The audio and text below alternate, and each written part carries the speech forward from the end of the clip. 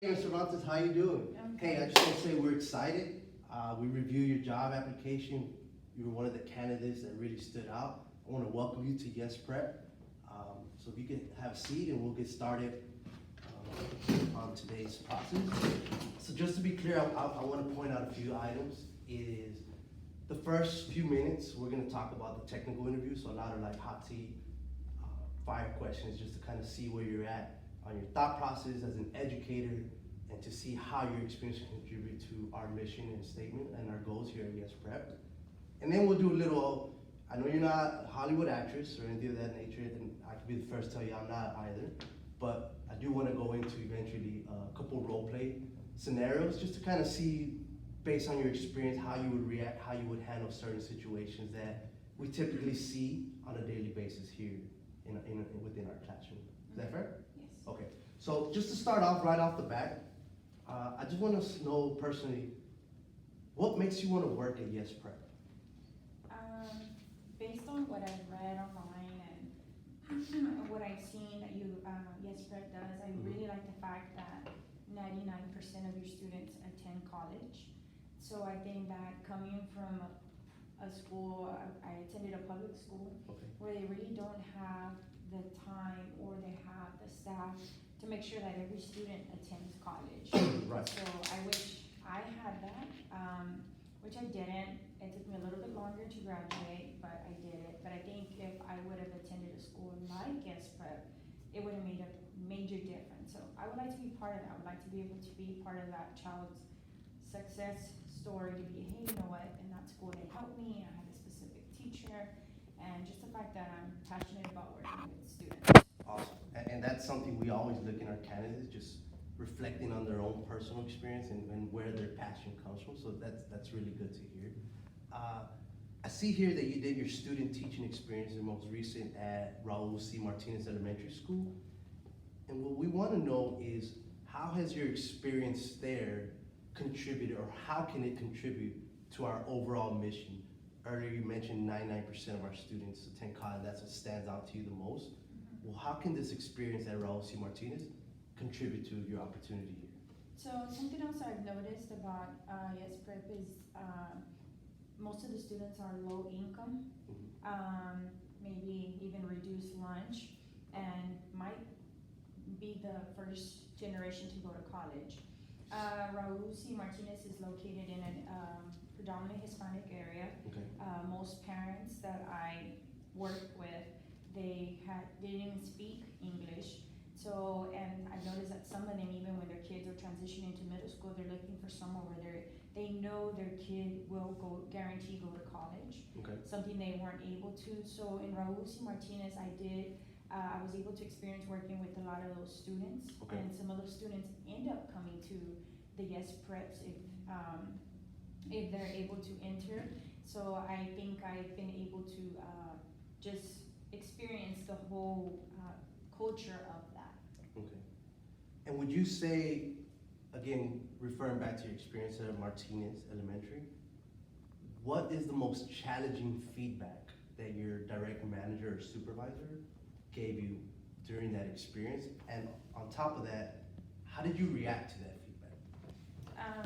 Feedback is always scary because you're not sure if you can actually work on it or anything like that. So I had to do a 2-week where I had to plan, and she would come and observe me twice. So on one of them, the first one that she observed me, which I kind of had an idea, I was very timid. I am very timid. Okay. And she said that because they are very young, they're 6 and 7-year-olds, I needed to be a little bit more enthusiastic with my lesson, change my voice, just have more hand movements. Okay.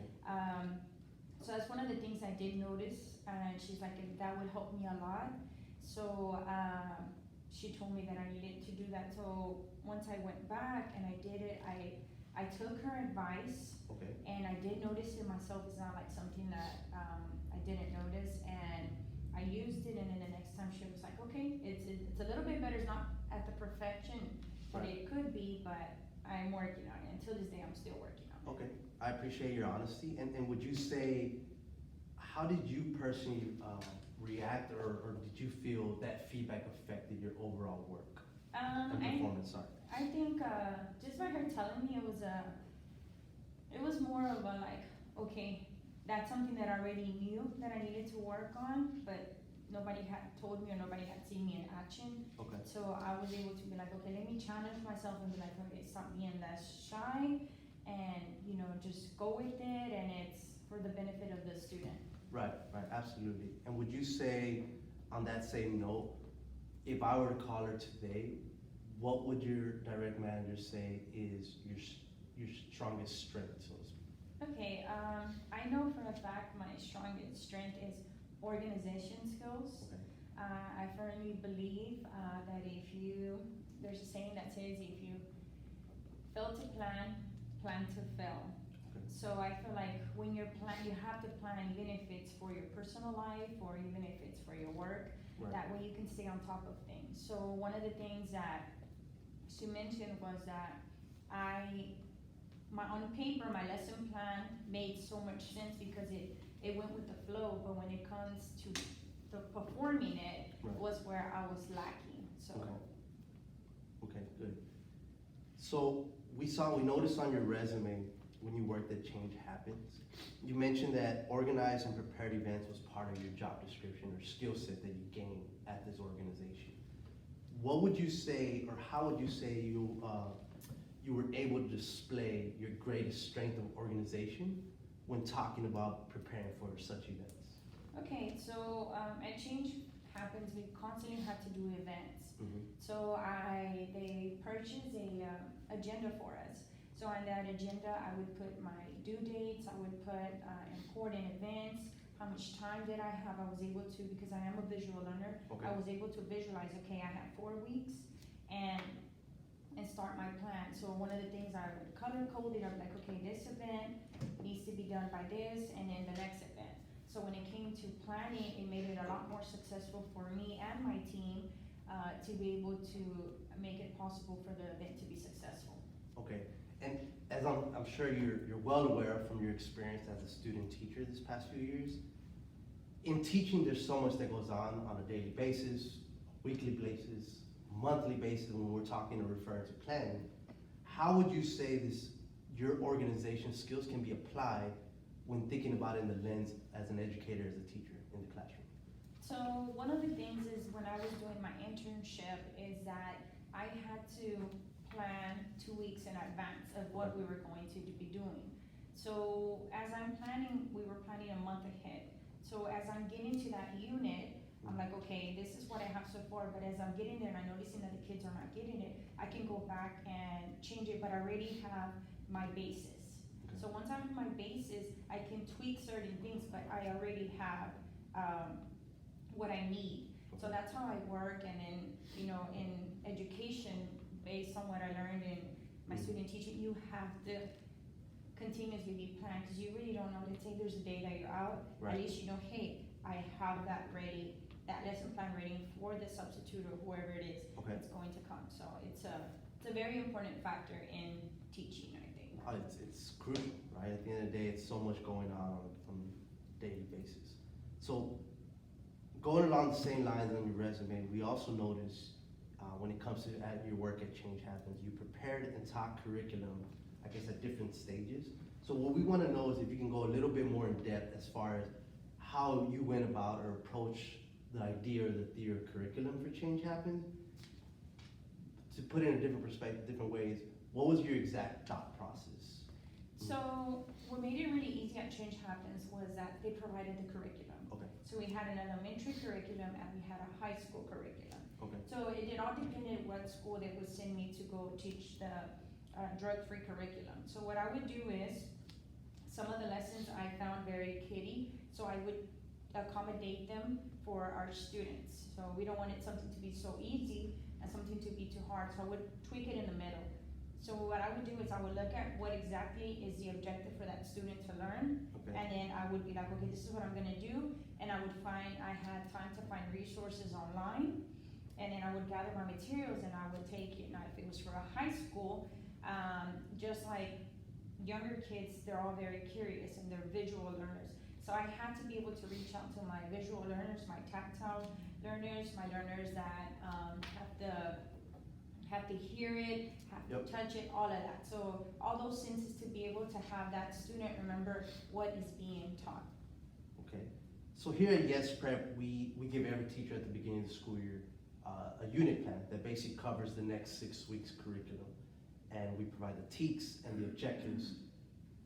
What would your thought process be when it comes to curriculum, when it comes to teaching, as far as like, how would you roll that out? How would you approach it when you receive this unit plan? So once I get the unit plan, it gives me, okay, I don't know how you guys do it here, if it's 6 weeks or 9 weeks. We do 6 weeks. 6 weeks. Yep. So in those 6 weeks, I would plan and be like, okay, at the end of this unit, the student has to know the following. So what I would do is I would be like, okay, this is what I'm gonna work on each week, plan it on my daily, have, my introduction, my middle, and then my end. What is the child gonna leave my room with? So once I have all of that, if something comes up and we need to change it because, hey, you know what, due to testing, due to something kids are leaving out or they won't be here, etc., I'm able to accommodate. But once I start, I have, as I mentioned before, once you have the base, you can always go back and tweak, because at the end of the day, I'm not sure if you guys test here, based on everything they do. So I know that by the end of the 6 weeks, all of that child will be able to master it on their exam. And that backwards plan is exactly what we preach and what we practice here. So I'm glad that we're on the same mindset if that comes. The other thing that we look at here is student engagement, and that is critical to the very core and philosophy of what we believe in here at Yes.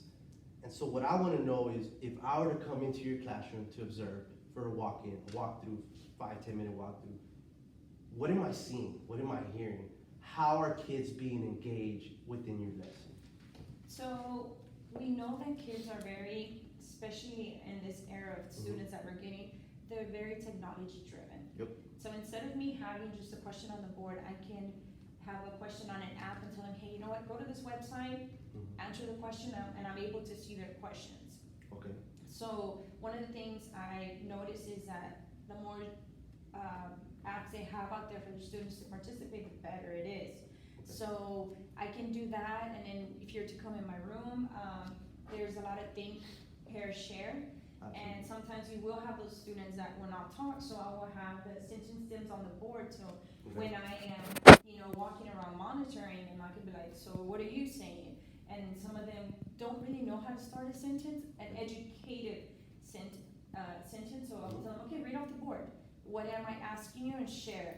And you will see a lot of movement, you will see a lot of talking. You will not see me in the front. Okay. It was more student centered. Okay. And can you be a little more specific as far as how would you describe your teaching style?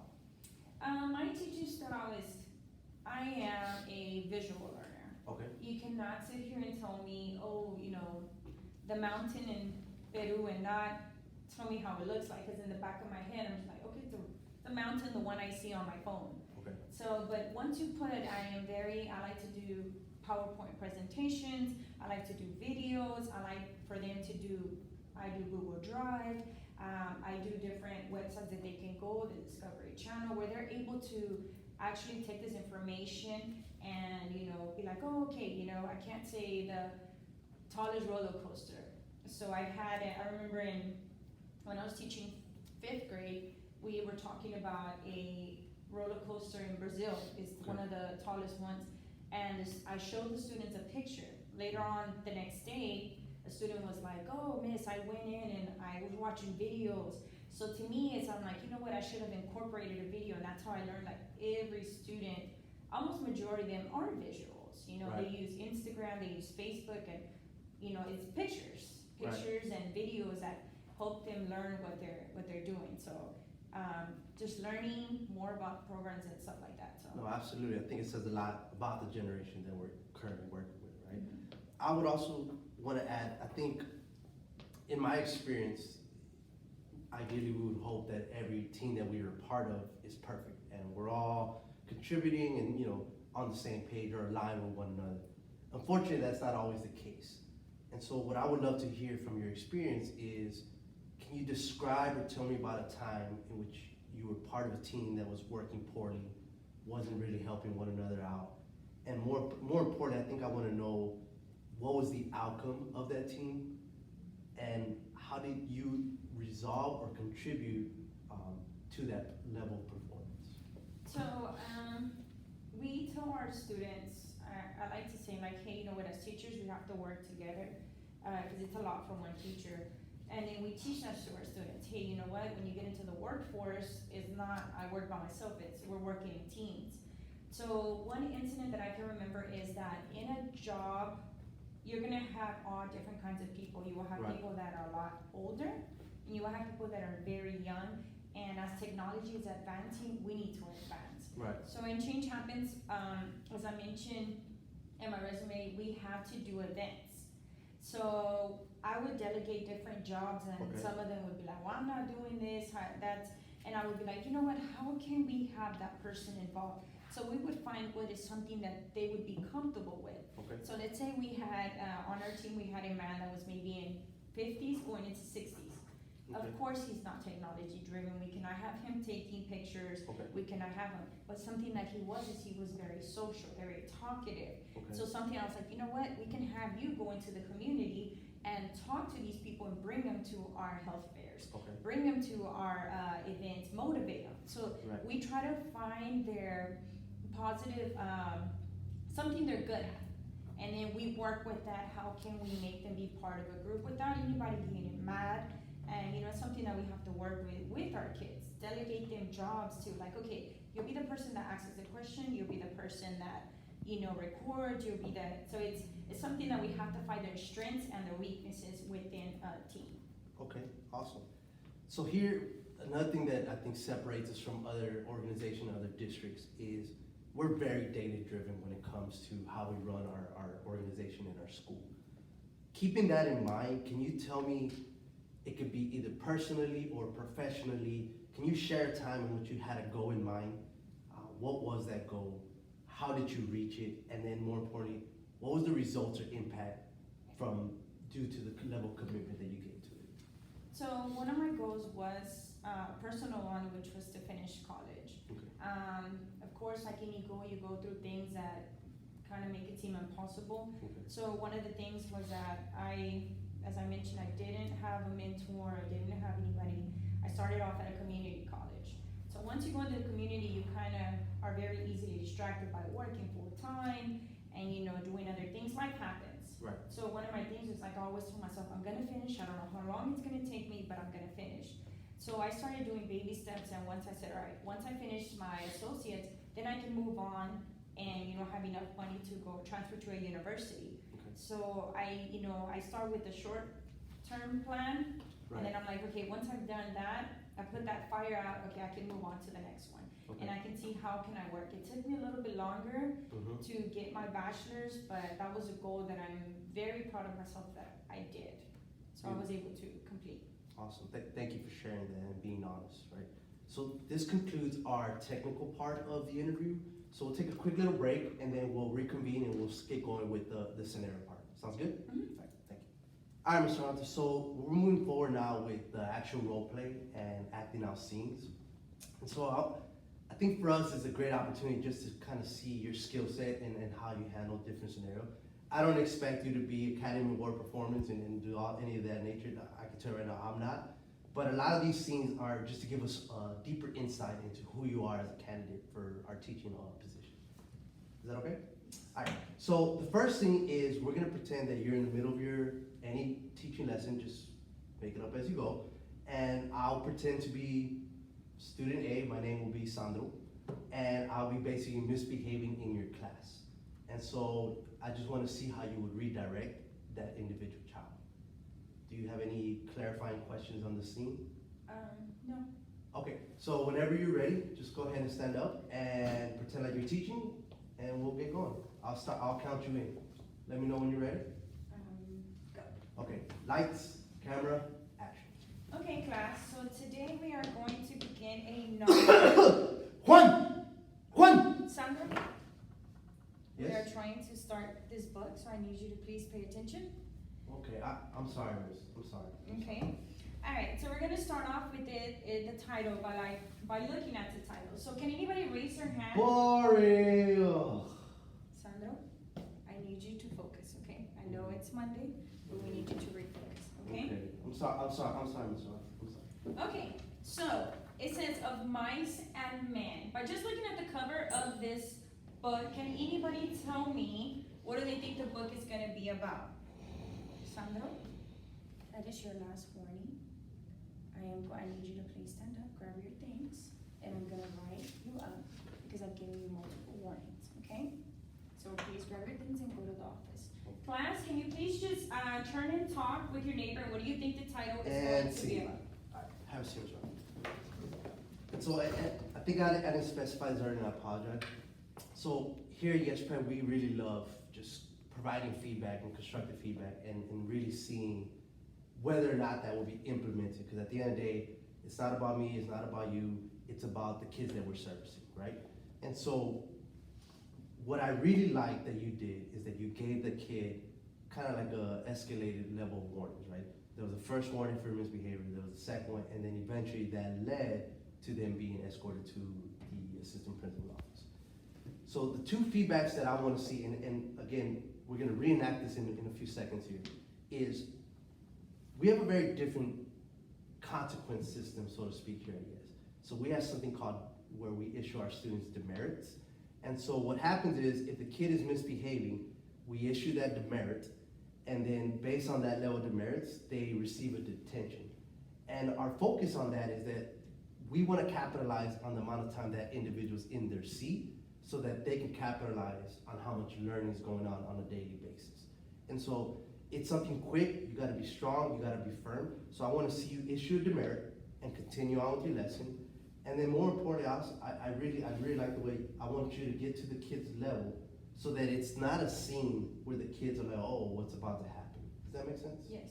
Okay, let's try that one more time. So I have a question. Yep. In regards to the demerit, is there warnings that, or on the first one, do you give your that's students? Very good question. I would probably, so that it's not seem like it's Christmas and you're just handing them out, I would probably in the first instance issue a warning, sorry, and then be very clear to that child, the very next time I see this, that will be an automatic demerit, so that they're aware, okay, he or she means business. Yep. So you're saying on the second one? Exactly. Okay, exactly. so don't take it all the way to the third level? No. Okay. Absolutely. And then just make it smooth and easy and just continue with your lesson. Okay. Yep. So it's a demerit, right? Yep. Okay, so he's gonna get a demerit, okay. Okay. Ready? And action. Okay, class, so today we're gonna start a novel called Juanito, Mice Juan. and Men. Juan. Sandro, Yes. I need you to focus. We're starting a novel. You Okay. know what the consequences are Okay. if you continue to talk and disrupt class. Okay. Okay? Alright, so let's look at the title. It's called Mice and Men. Do I have any volunteers of what do they think the story is going to be about? Alright, Sandro, you were given a consequence. You are going to get a demerit. Okay? So you were aware of it, so now that is your consequence. And see. Okay. All right, so thank you so much for participating in that.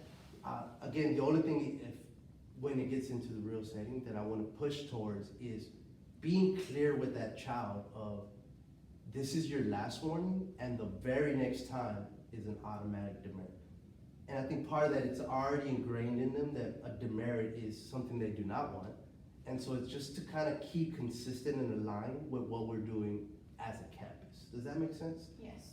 But I really appreciated your tone. I really liked that it wasn't disrespectful or offensive to me as a child. And I felt like there was a safe space, even though you were obviously issuing me a consequence. Okay. So that concludes scene one. We'll move on over to scene two. Okay. All right, Mr. Montes. So the second scene that I want to see, a lot of times we have a lot of parents-teacher conferences that occur. And so in this scenario, a parent has requested, whether that be via email or a phone call, more likely an email, to schedule a meeting with you to discuss their child's grade. And so it's gonna be an angry parent. I just wanna warn you a heads up. And we just wanna see how you would react when a situation like that would occur. Okay. before we start, any clarifying questions? No. Okay, so you're the teacher, I'll be Sandro, the angry parent, and you could start off whenever you're ready. Action. Hi, I am Cervantes. I know you emailed in regards of your child, you wanted to have a meeting. Can I know what's the meeting for? Yeah, I'm just very confused right now because Santiago is a honor roll student, A's and B's in every single class, and then I look at your English class and he has a 64. Okay. Which is astonishing to me because at progress report he had an 84. So I don't understand how within 3 weeks that kid drops 20 points and I never received any sort of communication. Okay, so one of the things that I want to let you know first is that I pride myself in communicating with parents. So I have documentation here where I have called you, emailed you, and even texted you on multiple times. Okay. So in regards of, your son, he is in middle school. So we try to teach him some sort of responsibility Right. at his age to be able to, hey, turn in the work. I've given him chances. So that is when I talk to you, and obviously I haven't been able to get any contact with you, so I'm not sure what it is, if it's maybe the wrong number or what has been the situation with that. My kid is 12 years old. He can't even remember if he wears the right pair of socks, for crying out loud. Now you want me to assume that he's telling me everything he needs to tell me at the house? So one of the things is that I understand where you're coming from, but one of the things that we try to teach our students is that, hey, he has multiple classes, and he has to know that in each one he might have a assignment due, and he has to take that responsibility, because as teachers we're not. See, okay, all right, so I really like that throughout the whole interaction, even though the parent, as the scene went on, you could tell their tone escalated further and further to being more angrier. You never lost your cool, which I think at the end of the day, we as professionals, we have to demonstrate that to them. Two things that I want to push, and again, just like before, we're going to reenact it. I want to see you implement this and really hear this loud and clear. Two things that I'm going to challenge you. One, and you can phrase this however you want, I think education is as an educator, as a teacher, is our priority. I think the myth of parents is that we're trying to almost pick on their individual child. And I think to entrust us by bringing them and dropping them off every day, we want to assure this angry parent that's walking in that kid's academic progress is at the highest priority to you, right? The second thing I want to do is, or challenge for you is, I think a lot of times when parents have these meetings, they want to vent to the teacher. So what I would really like to hear you say is, when she vents and tell or he everything that they're angry about, let them know what I'm hearing you say is, and tell them what you just heard them, how you interpret it personally. Because I think a lot of times it allows them to reflect on what they just said and brings ease to them. And on that note, take notes while the interview's going. Okay. Because one, I think it helps you gather your thoughts. Two, I think it helps the person sitting on this side of the table feel or sense that there's a level of importance in how you're displaying that. Does that make sense? Yes. Okay, so let's reenact it, start it from the beginning, and then try those two things, and then we'll go from there. All right, Okay. Ready, action. Okay, hi, I am Cervantes. How are you? I know you wanted to host this meeting in regards of your child's grade, so how can I help you? Honestly, I just don't get it. I mean, 3 weeks ago, my son was passing his progress report. He had an 85, and then I received his report card, and now he has a 65. I just don't understand how he is an honor roll student in every single class but yours. Okay, so what I'm hearing you say is that your child is failing, and he is passing all the rest of his classes. So one of the things that I want to show you is that I have tried to make, if you notice here, I tried to contact you, but maybe, I'm not sure, is this your correct number or your correct email? That is not, and I've called the front office and I've let them know numerous times that is not my number. So I think here one of the biggest things is that there has been a miscommunication, and I am very, very sorry about that. So First of all, we'll. Sing, stop it.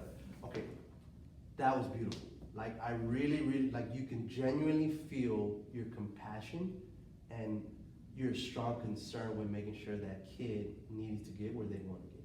And I think at the end of the day, parents, no matter how angry they get, they know that in order for their child to succeed, it's a two-way, it's a village, so to speak, right? We need everybody's moving parts to get it going. And so I really love how, again, poised you were, even through that like animosity or tone that that specific parent was using, right? So thank you on that. So now this concludes scene number 2. We're gonna move forward with our final scene, which I'm excited about because it'll give us an opportunity to see your teaching style, right? All right, Mr. Montes, so for the final role play that I wanna see, or we kind of like to evaluate on, is we wanna see what exactly is your teaching style. I think it's one thing to describe it, I think it's another to kind of perform it. And so obviously given our like summer school process, we don't have kids here today. And so I'll pretend to be your classroom. But if you need to within your lesson, partner up with kids or whatever, I can pretend and play like I have a partner and make it work that way. But obviously we know given our limited resources, we'll just go with it. Does that make sense? So right now what I want to do is I want to give you a few minutes to set up whatever you want to set up on the board. And then once you're ready, we'll start the scene and we'll go from there. Same process. We'll sit back down, I'll give you a few feedback, and then we'll reenact it to see how that feedback is applied. Okay, so right now I will write, and then once I turn around, I can tell you, hey, I will start teaching. Yep, let me know, and then I'll say the same thing, ready, action, and then the role play begins. Okay. Yep.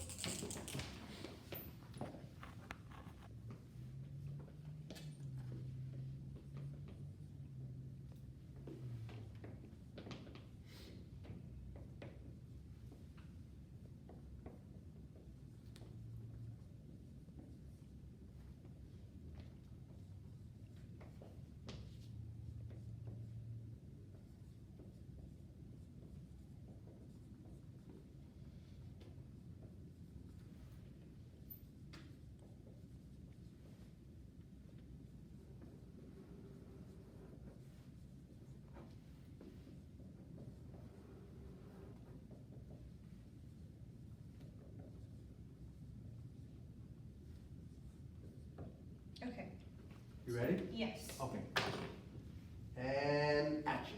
Okay, class, so today what I want you to do is I have a warm-up. So the warm-up says life is a highway. So what I want you to do is I want you to answer this question. It says, why do you think the author describes life is a highway? I really want you to really think what the author is trying to say. Life is a highway. So in your journal, I want you to write in a complete sentence, why do you think the author describes life is a highway? I'll give you guys 1 minute. This is individual work.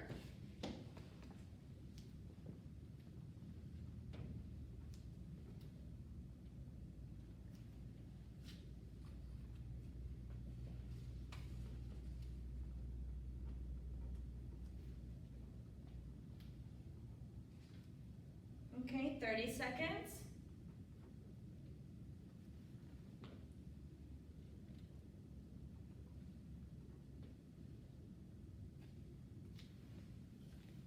Okay, time's up. Pencils down.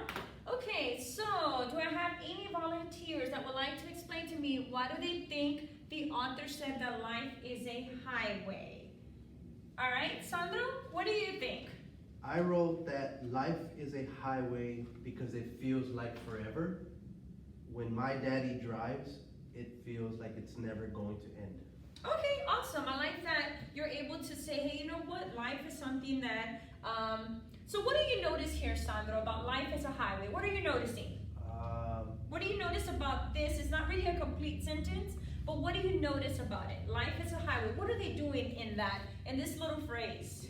It's like describing something. I always think is like the equal sign in math. Ooh, it's I like that. It equals to something. Okay, so you're getting to the point. Okay. So today what we're going to do, class, I'm going to teach you what is a metaphor. And I like the way Sandro said it, is the equal. So here the author is saying that life is a highway. So basically that they're both the same thing. So today you are going to partner up with anybody of your choice, and I'm going to give you a worksheet, and I want you to find out, first of all, what are the two things that they're comparing, and then I want you to actually tell me what is the author really trying to say. So all right, Sandro, so I want you to partner up with someone, and I want you to break down each one of these and tell me what do you think the author is really trying to do. All of these are metaphors, which is what we're working on today. All right, yes. Can we talk? Yes, you can turn and talk, break it down, and I will set my phone for about a minute, just to see where you guys are. So once my phone rings, I need you to put your pencils down. Saying he is a shining star, saying that it's bright, the calm lake was a mirror, okay, oh my voice is music to my ears, okay, the world is a stage, okay, so acting, yep. What do you think about he is a pig? What do you think that means? All right, 25 seconds. Okay.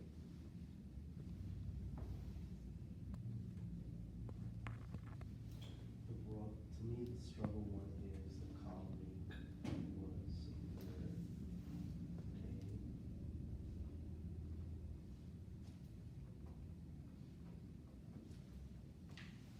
We're ready. Okay, so just in time.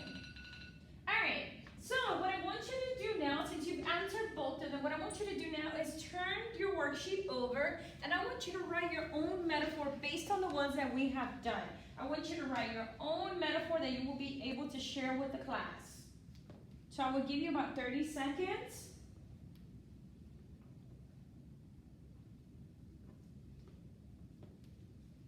$20.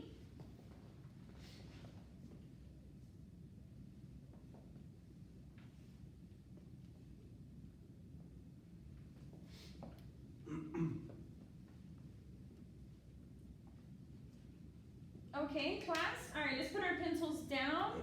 All right, do I have any volunteers? Sandro, let's go. What do you have? Wrote the love is painful, miss. Ooh, love is painful. Hurts. Love hurts. Okay, so, all right, we'll do that. You're kind of getting the point. Sing, let's go sing. All right, Miss Roth. Is that a metaphor? Yeah, that's perfect. Here we go. So, a couple things that I, stood out to me. One, I really love your energy, and it's funny that you said earlier that you're not, or you're shy and you're enthusiastic, but I would argue you're very animated, you're very confident in your tone that you use or you project to the students. A couple things though that I think I want to see in the next one, right? Okay. Number one, I always feel like it's crucial to state and actually write on the board the objective for the day. Okay. Because I think when the kid sees that objective and it's visual, right? Again, you gotta remember, not everybody's auditory where they like can listen and pick up on it. Some kids like me, maybe I think earlier you stated you are, visually seeing it on the board always puts in mind, okay, this is what I need to learn today, right? So I think starting off every class with, hey class, like today's objective is we are going to identify what a simile is, right? I think that is gonna help them put into perspective, okay, that's exactly what I need to learn today. I need to look out for what is this simile the teacher's gonna teach, right? I also feel like when you tell them at the beginning, hey, today's lesson is important because, and you tie it into the unit plan. So like if we're talking about figurative language, like, hey, part of figurative language is understanding what a simile is, and it's crucial. I think putting that in their heads from the very get-go is like, oh man, as a kid, I can't like not pay attention today because I need to know what this is for the overall unit, right? Yes. And then letting them also know, hey, at the end of today's lesson, we will have an exit ticket. Kind of like you made me write my own, which is great, but I think letting them know in the beginning, at the end of today's class, you will be given an exit ticket to help prove to me that you mastered today's objective. I think it just always, it keeps them on their toes to let them know this is what we're doing today, right? The other thing I wanna say is, people are visual learners, right? So I would love to see, based on, before you actually let us go on our guided practice, give me one example on the board, like that you make up on the spot or that you have prepared, right? Write it on the board and explain to me what makes it a simile or what makes it a metaphor, so that I can know this is exactly what I need to be looking at in my guided practice, right?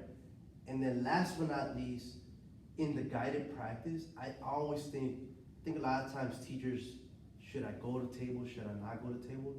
I think identify who the learners in your class that are struggling the most, and maybe approach that table and get at their level and get with their partner and see how they're handling the guided practice, right? Just so that you're always aware of what kids specifically I need to address. Does that make sense? Yes. Okay, so let's retry that again. Again, I think the key is starting off with right there. I'm gonna give you a few minutes to rewrite anything you need to write, and then more importantly, teaching me one example other than the do first. Because the do first is great. It hooks me. It makes me think to myself. It makes me be poetic. And I think giving me a guided practice is gonna give me better understanding of what you want me to go in today's lesson. Okay. Okay? All right, so take a few minutes. Go ahead and write whatever you need to write. Let me know when you're ready, and we'll get the role play going.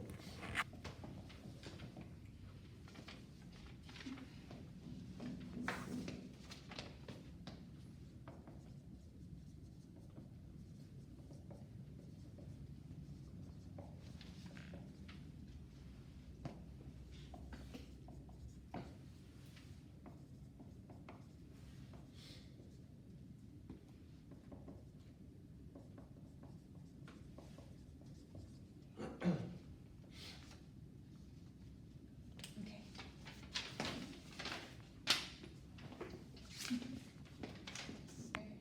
Do it. I start. And scene. Okay, so today what we are going to do is we are going to, I want the class to please look at the board. Our objective today is student will be able to analyze a metaphor in literature. So today we are going to be talking about metaphors, and once again, literature is what you read. So what I want you to do is, I want you to look at the warm-up up here. It says life is a highway. So in your journals, I want you to answer this sentence. Why do you think the author describes life is a highway? So I will give you guys maybe about a minute or so to break this down. So let's look at this little phrase. What do you think the author is really trying to say? Life is a highway. So I want you to break that down. You have about a minute. So let's go.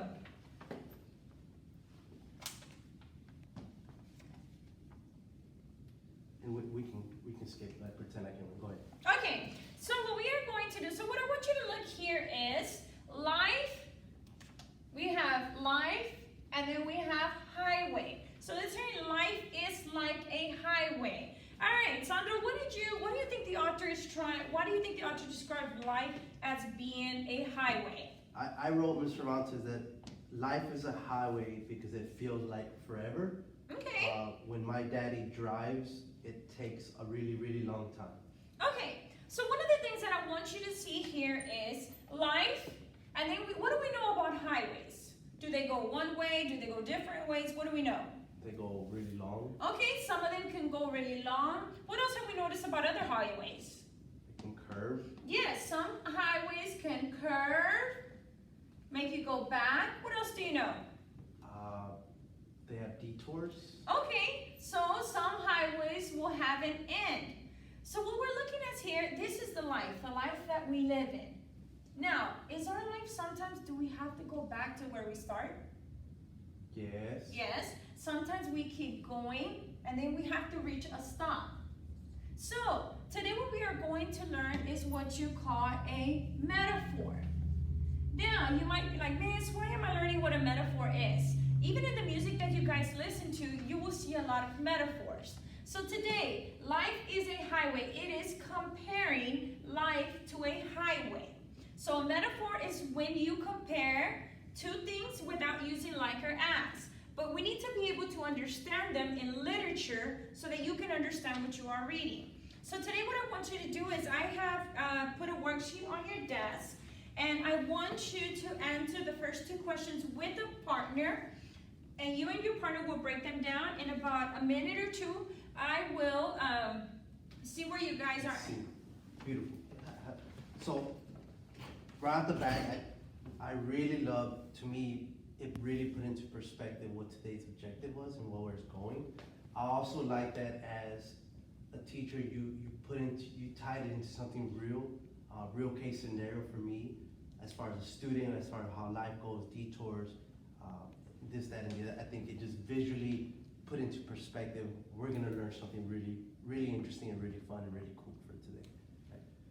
Overall, Mr. Cervantes, do you have any questions about our organization in general before we conclude today's interview? I just have one, which to me is very important. Would I have a mentor? Someone that guides me, because you mentioned that yes, prep has all these amazing things, but for me to be successful as a teacher here, I would love to have someone to mentor me, to guide me, so that I'm not overwhelmed with stress. Absolutely. So first year teachers are always assigned to be a mentor, a big brother, big sister. So let's speak with one of our veteran staff members. And so what that entails is they will meet maybe about once every 3 weeks, just to kind of collaborate with each other and receive like best practices. Very good question. Okay. Anything else? No, that would be it. Hey, well, thank you so much. I appreciate you stopping by. If you have any questions, just let us know. We'll follow up with you in the next few days here. Okay, All right? awesome. Have a good one.